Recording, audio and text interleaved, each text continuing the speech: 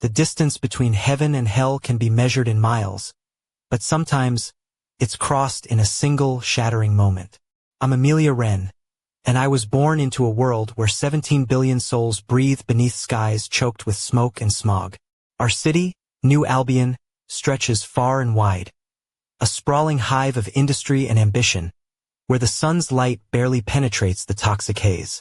I awake each morning in my family's penthouse, perched atop the Wren Tower, 40 stories above the grime. The air here is filtered and purified so many times it tastes almost unreal, sweet and clean, nothing like the acrid breath of the streets below. My bedroom is a sanctuary of polished marble floors, velvet drapes, and walls hung with paintings of ancestors I've never met, but whose names I carry like a crown. I lie back onto silken sheets woven by artisans who never saw the light of day, their sacrifice stitched into every thread. My reflection greets me from a gilded mirror, framed in gold filigree. I'm 23, the heir to House Wren, one of the 7 founding families who've ruled New Albion since the Great Ascendancy. My auburn hair tumbles over my shoulders, soft and glossy, arranged this morning by my servant, Thomas.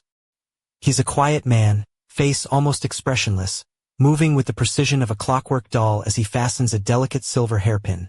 Its metal mined in the dark tunnels miles beneath this city, where men work till their hands bleed and their lungs give out. I slip into a gown as pale as dawn, a shimmering fabric that clings just enough to hint at the curves beneath without daring to reveal too much. The dress is embroidered with tiny beads that catch the light like droplets of morning dew. My shoes, slender and pointed, are made from the finest leather, soft as a whisper, crafted by workers who will never see the ballrooms they outfit. Around my neck, a necklace of diamonds and sapphires sparkles, cold and heavy, a weight that reminds me I wear my family's legacy as much as my jewels. Breakfast appears on a silver tray, carried in by a pair of silent attendants whose lips are sealed by promises made and debts owed. The fruit is exotic, imported from distant agroplanet estates, grown in sterile pods where no one tastes hunger or despair. The meats are tender, raised in luxurious enclosures where the animals are pampered beyond reason. Though for whom, I wonder? The bread is warm and fragrant, baked from flour refined so finely that thousands of workers' toil went into making it possible. I eat, savoring each bite without a thought for those whose lives fuel this feast. From my window, I gaze out over New Albion's noble spires, gleaming towers of glass and steel rising like monuments to power. The golden light of the twin suns reflects off the polished surfaces, casting long shadows over the lower city, hiding the squalor and suffering beneath. I know the stories, of course, the tales taught to me in lessons about duty, honor, and divine order. The masses toil below because it is their place, their sacred purpose. I have never questioned it. Why would I? My life is perfect, shielded by layers of wealth and tradition. But today something changes. As I prepare to leave my suite, a low rumble shakes the tower. Not violent, but persistent. The servants pause, their augmented ears twitching to sounds beyond my hearing.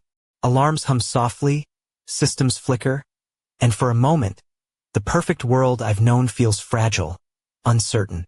A distant collapse, some accident in the underhive, they say. Nothing for me to concern myself with. Yet as I descend toward the dining hall, the tremor lingers at the edge of my thoughts.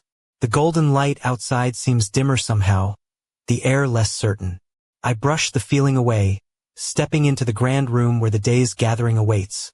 The familiar faces of my family and their peers, dressed in silks and jewels that rival the stars. Tonight's feast will be magnificent, a display of wealth and power designed to dazzle and distract. But beneath the glittering chandeliers and polished silver, a crack has formed, a fracture in the illusion of paradise. And I don't yet know how deep it runs. The grand dining hall of Wren Tower was a cathedral of opulence. High vaulted ceilings painted with scenes of ancestral triumph loomed overhead, their gilded edges catching the soft glow of 1,000 candles. Crystal chandeliers hung like frozen stars, casting fragmented rainbows across polished oak tables laid with the finest porcelain and silverware. The scent of rare orchids, imported from distant worlds where water costs more than gold, drifted through the air, mingling with the delicate notes of aged wine. I entered, the hem of my moonlight blue gown whispering against the marble floor. The fabric hugged my waist before flowing in gentle waves down to the floor, revealing just a hint of slender ankles encased in delicate, silver-stitched slippers. A single sapphire pendant rested against my collarbone, catching the light whenever I moved, drawing the eye without begging for attention. My hair was arranged in soft waves pinned back with jeweled combs, allowing a graceful sweep of neck and shoulders to show, just enough to hint at vulnerability beneath the practiced poise. The room was alive with murmurs and laughter, voices polished and practiced like the silverware before us. Lords and ladies of the highest order lounged in their seats, their faces adorned with expressions as flawless as their couture gowns and tailored suits. They spoke of trade agreements, of new colonies ripe for investment, and of marriages arranged to consolidate power. The words floated around me like smoke, beautiful, insubstantial, and dangerous. Sir Edmund Carlyle, a stout man with a neatly trimmed beard and a penchant for overdoing the cravat, regaled the table with a story about the latest mining rights his house had secured on the frontier world of Evershade. His voice was jovial, but his eyes gleamed with the cold calculation of a man who saw people as mere assets. I smiled politely, nodding at the right moments, though part of me felt numb, detached from the ease with which they discussed fortunes built on the backs of strangers they'd never meet. The first course arrived, a masterpiece of culinary artistry.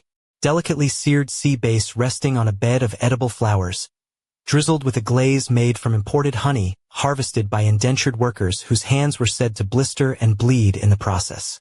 The servers moved like shadows, silent and swift, their black uniforms pressed to perfection, their faces expressionless beneath masks designed to hide fatigue and resentment. I lifted my fork, tasting the dish, savoring the interplay of sweet and savory. Around me, the conversation danced, discussions of upcoming galas, the latest fashions from the capital, whispers of scandals that could topple lesser houses. Yet my mind drifted, unsettled by the tremor I'd felt earlier, by the faint unease lingering in the air. Lady Marjorie Ashford sat beside me, her emerald eyes sparkling with mischief beneath perfectly arched brows. Her gown was a riot of crimson silk, cut daringly low but balanced by long, elbow-length gloves that hinted at refinement. A necklace of rubies adorned her throat, each stone flashing like captured flames. She leaned in, her voice low and conspiratorial. "Amelia, darling, you simply must see the latest designs from Linton's atelier. They say he's outdone himself this season. Robes woven with threads that shimmer like liquid starlight." I smiled, forcing warmth into my reply. "I'd love to. Perhaps you'll escort me? I'm eager to expand my wardrobe for the spring festivities." She laughed, a silvery sound that sparkled in the candlelight. "It would be my pleasure. Though, between you and me, I suspect the real reason you want new dresses is to distract yourself from the dull politics that plague us all." Her words hung between us, an unspoken acknowledgement of the emptiness beneath the glitter. I nodded, though I couldn't quite admit to myself that the tremor had unsettled more than just the building. The second course arrived, roast venison glazed with a reduction of rare berries cultivated in the floating farms of New Albion's outer rings. The meat was tender, rich, and served with a side of root vegetables harvested by workers who toiled in fields where the air was thick with pesticides and despair. The chefs, trained in culinary schools where perfection was demanded at the cost of health and sanity, had crafted this dish to please not just the palate but the eye, each plate a canvas of edible art. As the meal progressed, the conversation shifted to matters of governance and expansion. Lord Harrington, tall and lean with silver streaks in his hair, spoke with unwavering confidence about a new trade route that promised untold riches. His voice was smooth, his rhetoric polished. "We must ensure that the lower sectors remain compliant," he said, his eyes scanning the room. "Efficiency is paramount. Increased surveillance, stricter labor quotas, these are the tools of progress. Without order, there is only chaos." No one challenged him. The room nodded in agreement, the shared understanding unspoken but absolute. To them, the working masses were cogs in a vast machine, their lives expendable for the greater glory of the empire. I felt a cold knot tighten in my stomach. The elegance around me now felt like a fragile mask, barely concealing the ruthless machinery beneath. Yet, when I glanced around, I saw no monsters. Only people like me, dressed in finery, sipping wine, smiling politely. How had we all become so blind? A sudden murmur rippled through the hall. The servants had paused, ears straining toward distant sounds. The tremor again, faint but unmistakable. A whisper of disruption from the depths below. No one spoke of it aloud. The night stretched on, the feast continuing in its ritualistic perfection. And beneath it all, a question began to grow inside me. How long before the fragile illusion shattered completely? Because somewhere, far below the glittering towers, the foundations of our world were crumbling, and the tremors had only just begun. The morning after the tremor, I woke to the same filtered sunlight streaming through my chamber windows, bathing the polished marble in a soft golden glow. Everything about the room screamed perfection. The heavy velvet curtains embroidered with my family crest, the delicate crystal vase filled with freshly cut lilies, and the faint scent of lavender that lingered in the air like a whispered promise. Yet, beneath this veneer of elegance, a restless unease gnawed at me. As I rose, Thomas entered silently, his movements as precise and effortless as ever. Today, he brought with him a gown of deep emerald silk that shimmered with every subtle movement, its cut modest but graceful, hinting at the curve of my waist and the slender length of my neck. A delicate gold chain with a single emerald pendant rested against my skin, its cool weight grounding me in a world that suddenly felt less certain. "Good morning, Lady Amelia," Thomas said, his voice as quiet as the rustle of silk. "Your breakfast awaits." I nodded, my thoughts swirling like the morning mist outside. The tremor from last night lingered in my mind, not just the physical shake of the earth, but the tremor in my own convictions. What if the perfect world I had always known was built on foundations far more fragile, and far darker, than I had ever dared imagine? Breakfast was served in the sunroom, a glass-walled sanctuary high above the city's smoke. The table was a masterpiece of culinary indulgence. Fluffy croissants, golden and crisp, a selection of exotic cheeses imported from the floating dairies of New Albion's outer rings, fresh berries glistening like jewels, and rich, steaming coffee brewed from beans cultivated on distant plantations where the workers' hands were said to be as stained as the soil they tilled. I ate slowly, savoring each bite, but unable to banish the growing questions within me. The servants moved around me with quiet efficiency, their faces blank masks of trained subservience. I wondered, briefly, what lives they led beneath the polished facade, what burdens they bore behind those impassive eyes. After breakfast, a hovercar awaited to whisk me away on the day's scheduled tour, a carefully curated journey through the family's manufacturing estates in the mid-level districts. It was meant to educate me on the business that funded our lifestyle, to prepare me for the responsibilities I would soon inherit. But today, I felt a strange mix of anticipation and dread. The hovercar's interior was a cocoon of luxury. Soft leather seats molded to my form, ambient lighting set to soothe, and a panoramic window that promised views of the city's sprawling hive below. Yet, as we descended through the layers of New Albion, the scenery shifted. The gleaming spires gave way to utilitarian blocks of factories and warehouses, their steel frames scarred by years of smoke and neglect. The air outside seemed heavier, thicker, the sky a dull gray smeared with soot. I pressed my palm to the cool glass, watching as the city transformed beneath us. The streets below teemed with people who moved with hurried purpose, faces drawn tight with exhaustion. Children darted between towering machines, their small hands reaching where adults could not. Women carried burdens too heavy for their frames, backs bowed by labor no gown could hide. The hovercar landed smoothly at the factory's entrance, a structure far less elegant than my home, but humming with relentless activity. Managers in crisp uniforms greeted me with practiced smiles, their eyes flickering with a mix of pride and apprehension. They led me through gleaming offices where charts and reports detailed production quotas and profit margins, carefully omitting the human cost embedded in every figure. As we moved deeper into the production floors, the difference was stark. Workers toiled amid clanking machinery, their faces slick with sweat, lungs strained by dust and fumes.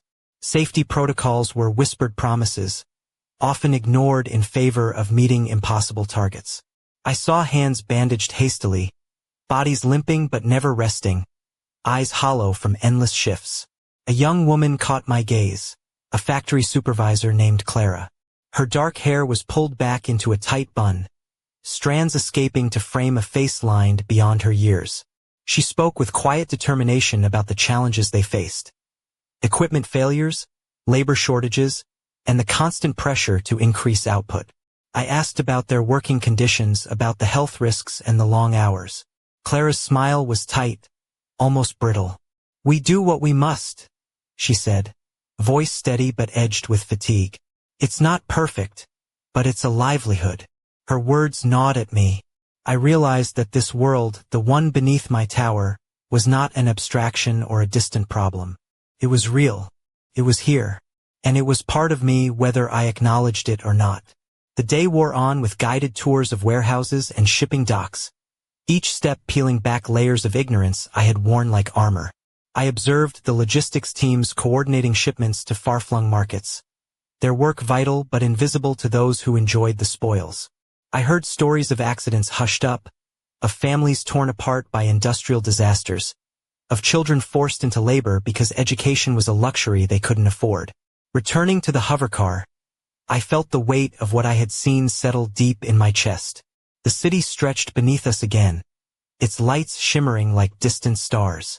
But I no longer saw beauty in the glow. Instead, I saw lives tangled in hardship, dreams crushed beneath the weight of survival.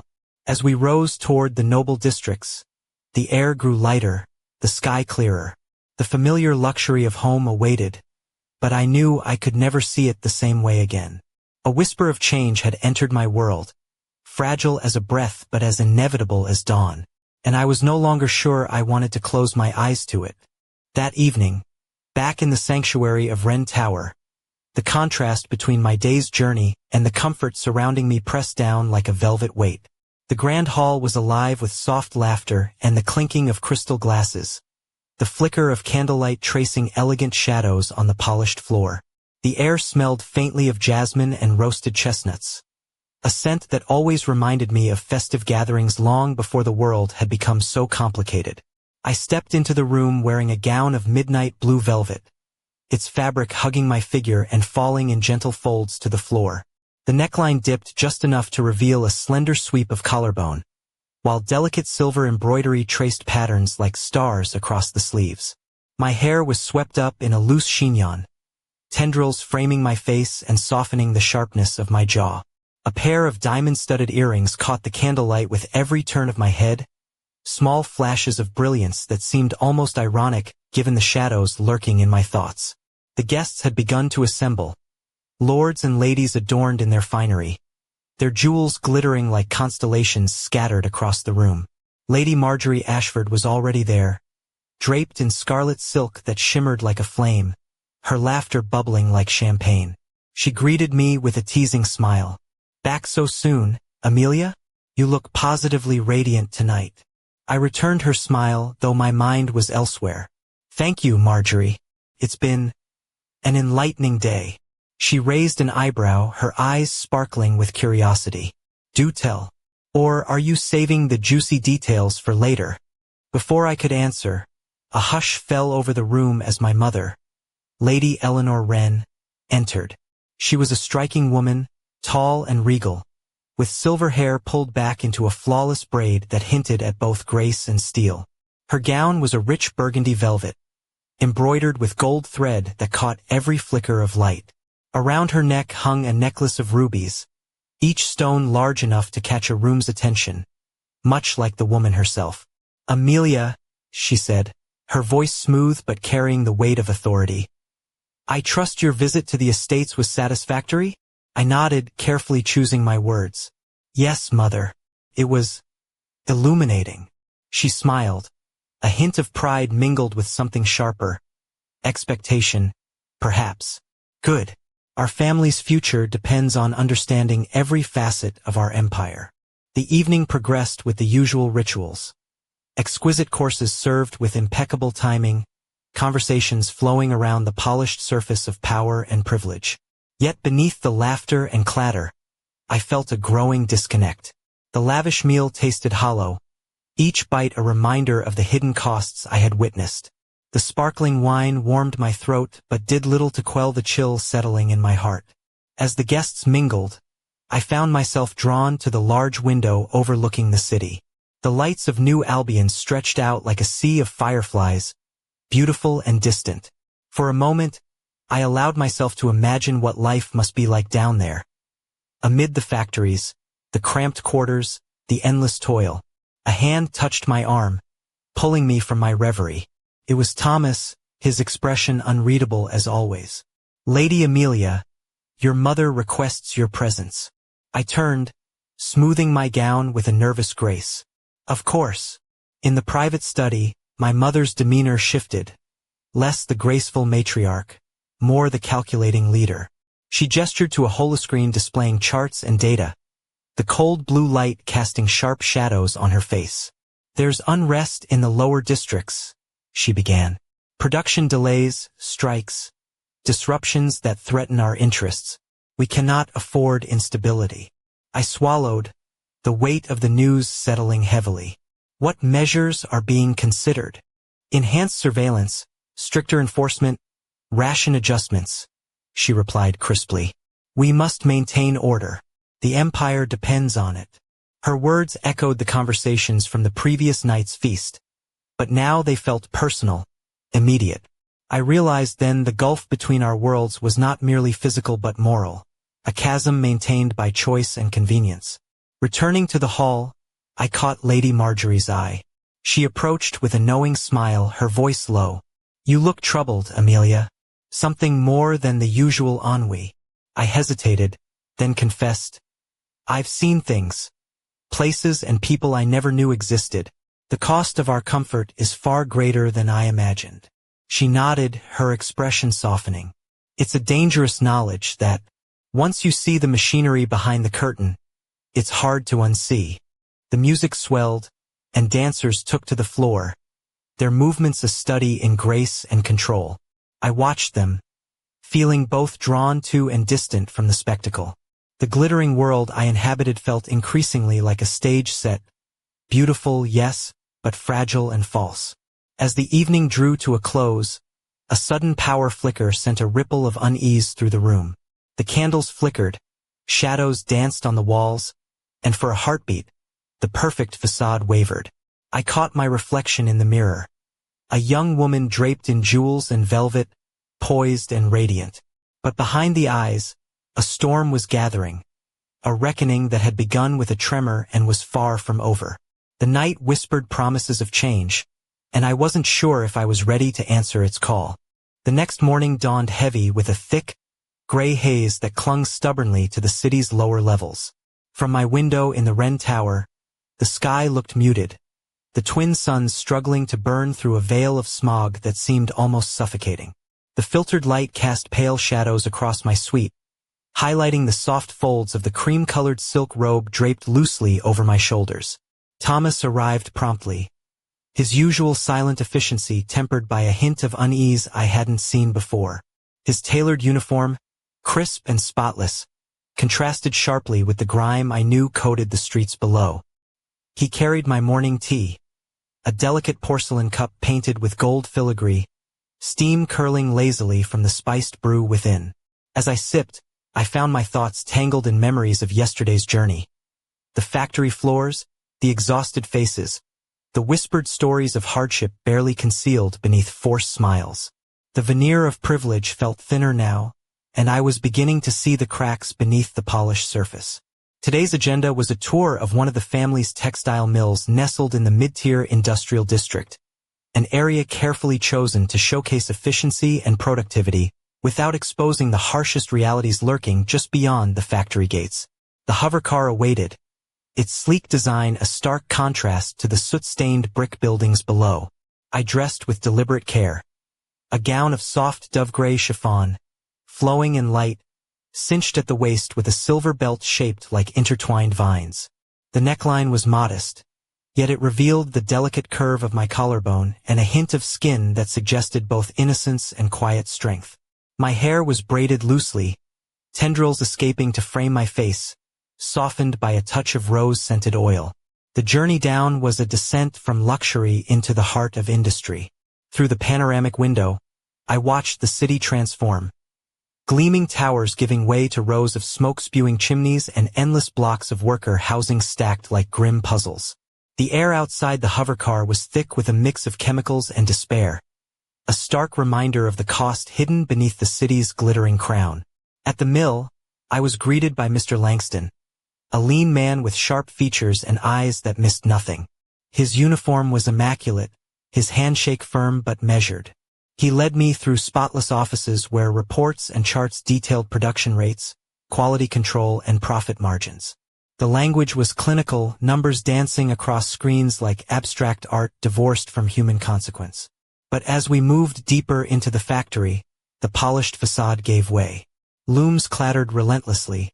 Weaving threads spun from fibers harvested in distant plantations where children worked long hours under harsh overseers. The workers' faces were etched with fatigue. Their hands moved with practiced precision but trembled with exhaustion. The heat was oppressive, the air heavy with lint and dust that clung to lungs and skin alike.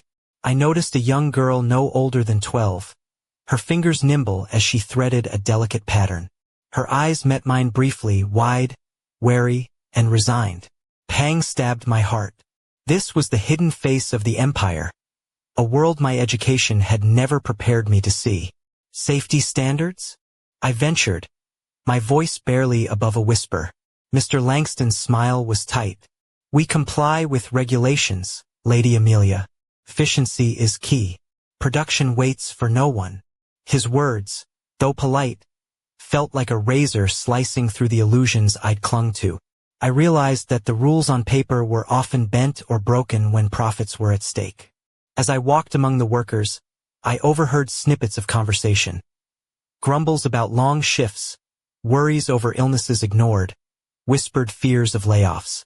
The factory was a living organism, pulsing with hardship beneath its mechanical heart. Returning to the hovercar, the weight of what I'd witnessed pressed down on me. The cityscape rose once more, the glow of the noble districts beckoning like a distant promise. But I felt a growing dissonance, a chasm between the life I was born into and the reality I'd glimpsed. Back in my chambers, I pored over reports and ledgers brought by my personal secretary. Numbers and statistics sprawled across holographic displays, detailing profits, losses, and projections. Each figure was a thread in the vast tapestry of power and influence my family wielded, a tapestry woven with both ambition and suffering. As evening approached, a summons arrived from the House Council, a gathering of the city's most powerful families to discuss the growing unrest in the lower districts. The message was curt but clear. My presence was expected, my voice desired. I prepared for the evening with a mixture of dread and determination. My gown was a deep shade of garnet, rich and commanding, its smooth satin fabric catching the light with every movement. The neckline was daring, plunging just enough to assert confidence without arrogance. A delicate diamond bracelet encircled my wrist, its facets sparkling like the stars I wished I could reach. My hair was styled in an elegant French twist, strands pinned back with silver combs shaped like ivy leaves. The subtle scent of jasmine trailed behind me as I moved, a reminder of beauty amid darkness. As I descended into the grand hall where the council convened, the air was thick with tension and the faint scent of expensive cigars. The room was filled with men and women whose power shaped the fate of millions, faces marked by years of ambition, eyes sharp as blades. The discussions were fierce but veiled in polite language. Debates over security measures, economic policies, and strategies to quell dissent. The suffering of the masses was spoken of as a problem to be managed, a cost to be minimized but never truly addressed. I listened, my heart heavy but my resolve hardening. This was my world, and now, more than ever, I knew I could not turn away. Tonight, the distance between paradise and hell seemed smaller than ever before, and I was beginning to wonder if I had the strength to bridge it. The council chamber was a cavernous space, its high-domed ceiling frescoed with scenes of conquest and unity, gilded moldings tracing the edges like veins of gold. Heavy velvet drapes hung in deep shades of burgundy and navy, muffling the murmurs and shifting the light into a somber haze. The long mahogany table, polished to a mirror sheen, stretched the length of the room, surrounded by chairs occupied by the city's most influential figures, lords and ladies whose names carried weight across star systems. I took my seat beside my mother, Lady Eleanor Wren, whose sharp gaze scanned the room with practiced ease. Her gown was a study in understated power, sleek black silk with subtle embroidery of silver threads that caught the light like distant lightning. A simple onyx pendant rested at her throat, a symbol of both mourning and resolve. The discussion began with reports from the security councils, accounts of strikes, sabotage, and unrest rippling through the lower districts like a slow-burning fire. The speakers' voices were measured, their words carefully chosen to mask the fear lurking beneath the surface. Lord Percival Drax, a man known for his ruthless efficiency, spoke first. The labor disruptions threaten our supply chains and, by extension, the stability of our rule. We must act decisively. Increased patrols, enhanced surveillance, and stricter enforcement of curfews are non-negotiable. A murmur of agreement rippled through the chamber. I noticed the flicker of unease in some faces, an acknowledgement that the measures might only deepen resentment, but the consensus remained firm. When it was my turn, I felt the weight of the room settle upon me like a physical force. Clearing my throat, I spoke with the calm I had been trained to project. While security is paramount, we must also consider the root causes of dissent. Addressing the working conditions and providing incentives for cooperation could foster stability more effectively than repression alone. A few eyebrows rose, surprised by the nuance in my statement. My mother's eyes met mine briefly, a silent reminder that caution was a luxury few could afford.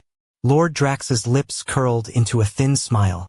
A noble sentiment, Lady Amelia, but sentiment does not fill factories or balance ledgers. I nodded, acknowledging the truth of his words, yet unwilling to surrender the possibility of change.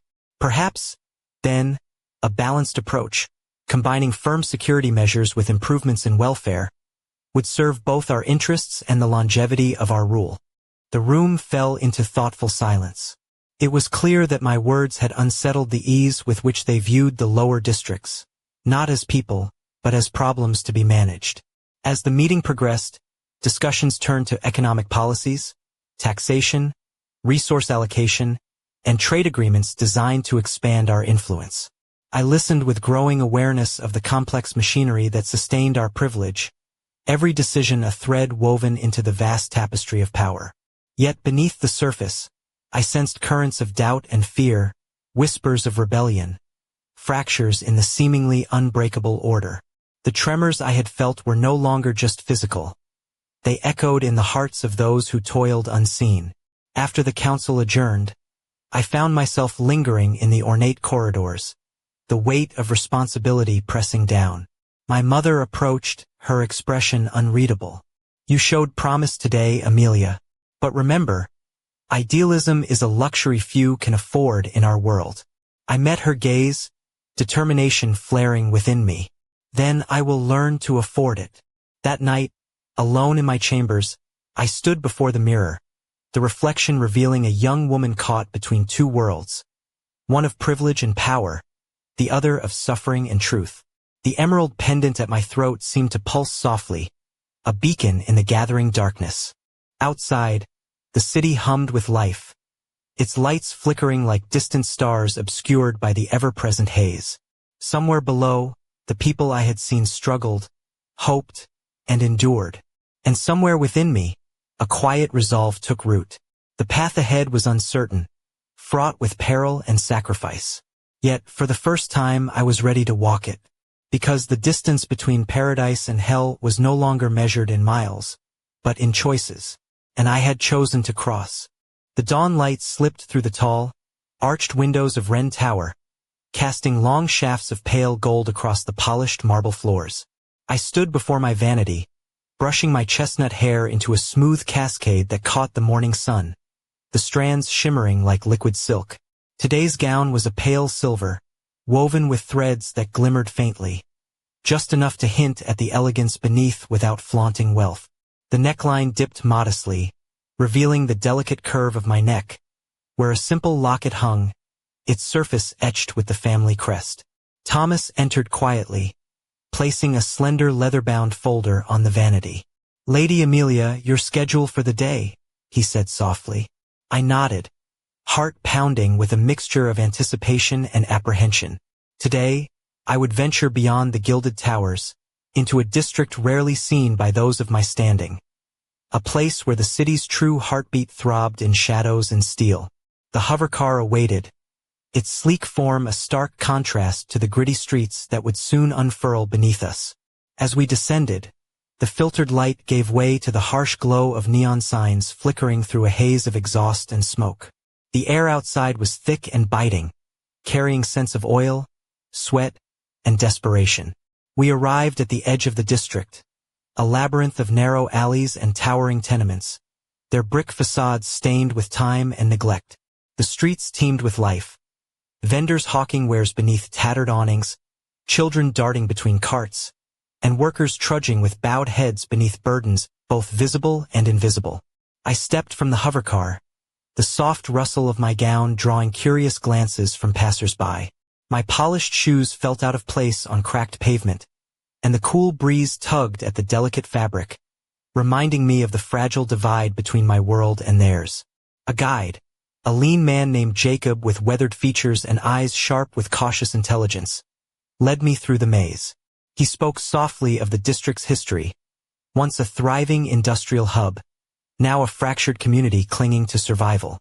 As we walked, I saw the faces behind the statistics, the mother cradling a sick child, the elderly man selling trinkets to barely make ends meet, the teenagers who eyed me with a mixture of suspicion and faint hope. Their lives were a tapestry of struggle and resilience, woven with threads I had never been taught to acknowledge. Jacob pointed to a community center, a modest building with peeling paint but a garden blooming defiantly in the courtyard. "This is where we gather," he said. "A place for learning, for hope." Inside, children sat around worn tables, their eyes bright as they absorbed lessons taught by volunteers who risked much to bring education to those the city had forgotten. The air was filled with laughter and the scratch of pencils on paper, a stark contrast to the harsh world outside.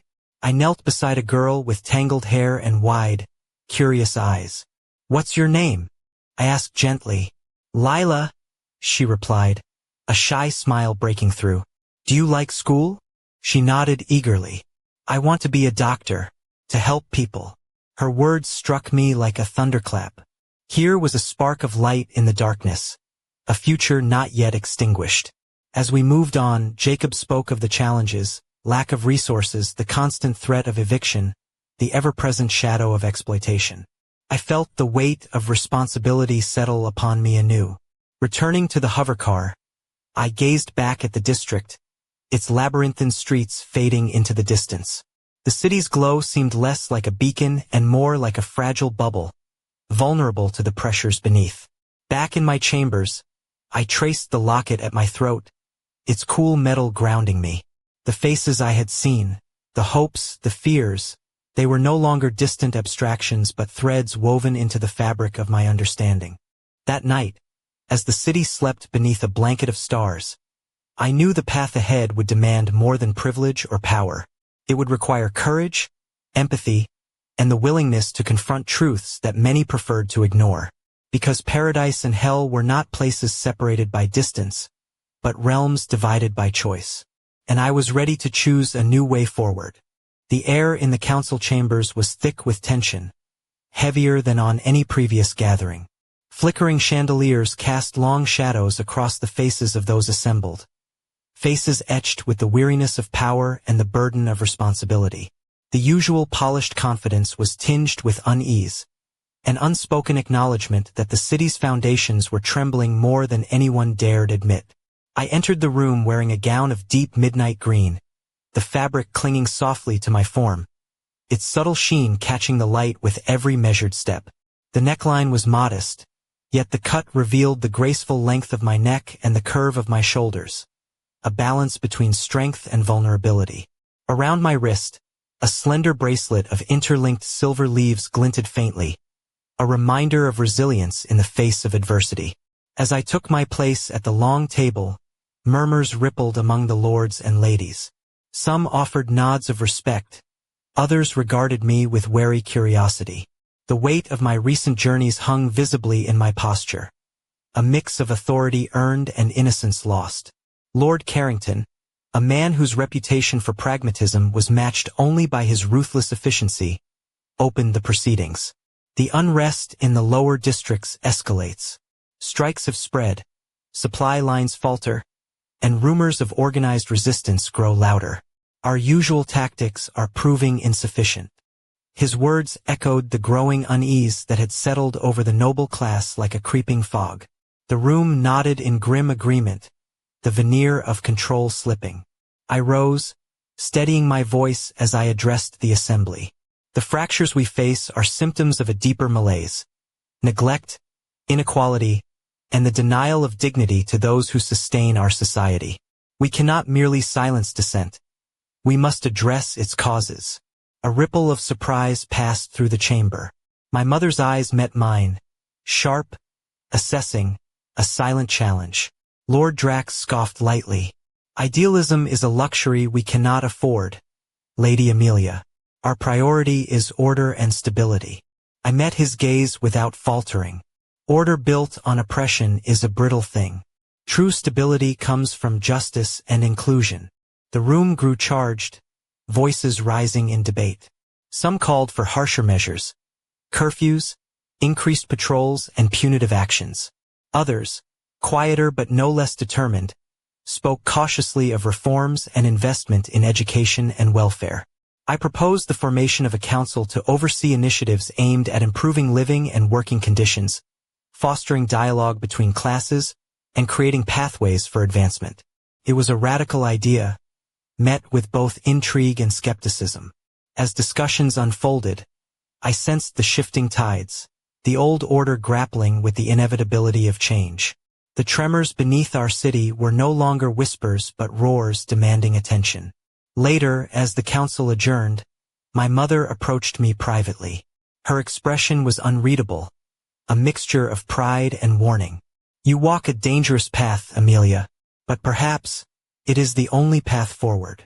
Her words lingered as I stepped into the cool night air, the cityscape stretching before me, a tapestry of light and shadow, hope and despair intertwined. In the depths below, the people waited not just for relief, but for recognition.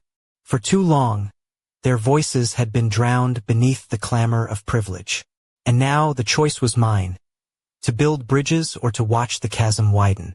Because paradise and hell were no longer distant realms, but two faces of the same city. And the dawn was coming. The night air was cool and sharp as I stepped onto the balcony of my chambers. The city of New Albion sprawled beneath me like a living tapestry of light and shadow. The twin suns had set hours ago, leaving the sky a deep indigo canvas dotted with distant stars. The hum of distant machinery and the faint murmur of life from the lower districts drifted upward, a reminder of the world beyond my gilded cage. My gown tonight was a rich plum velvet, its fabric soft and heavy, cascading in gentle folds that brushed the floor. The neckline dipped just enough to reveal the delicate line of my collarbone, framed by a necklace of intertwined silver and amethyst. A token from my mother, laden with both expectation and hope. My hair was swept into loose waves, pinned back with a simple clip shaped like a crescent moon, allowing tendrils to frame my face softly. I poured a glass of deep red wine, its color catching the candlelight, and sipped slowly as I gazed out over the city's labyrinthine streets. The images from my recent journeys haunted me. The exhausted faces in factories, the hopeful eyes in the community center, the tense debates in the council chambers. Each was a thread in a growing tapestry of awakening, a story I could no longer ignore. A soft knock interrupted my reverie. Thomas entered, bearing a sealed envelope embossed with the Wren family crest. Lady Amelia, this arrived this evening. It is marked urgent. I broke the seal, unfolding the heavy parchment to reveal a message scrawled in hurried, almost desperate script. Asterisk, the unrest is deeper than you know. There are forces moving beneath the surface, shadowed figures who seek to exploit the chaos for their own ends. Trust is scarce. Be cautious.